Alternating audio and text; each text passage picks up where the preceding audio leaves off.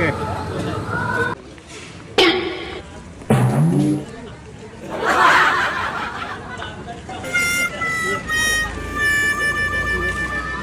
មគេតាមអីលវិញស្ដៅ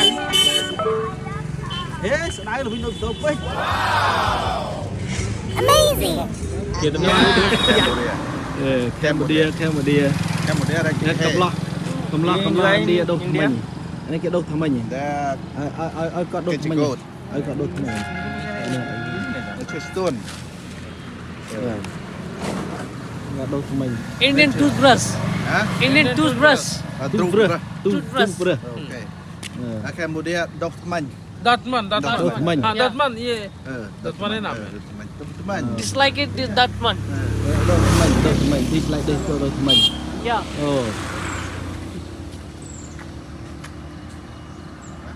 he's a behind